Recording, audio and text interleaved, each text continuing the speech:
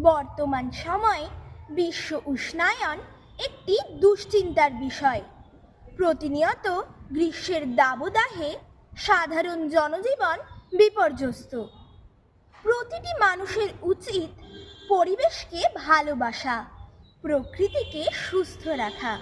তাই আজ বিশ্ব পরিবেশ দিবসে আমার নিবেদন কবি নীরেন্দ্রনাথ চক্রবর্তীর লেখা কবিতা গরম বাড়ছে।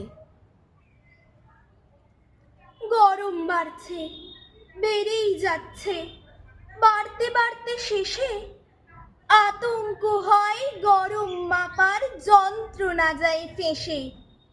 হলকা চলছে রাস্তাঘাটে, তার ভেতরে ভূতর গরম পিছে আটকে গেছে নতুন কেনা জুতো। হাড়ির মধ্যে ভাতের মতন সিদ্ধ হচ্ছি যেন। কেউ কি জানে গ্রীষ্ম এবার এমন উষ্ণ কেন?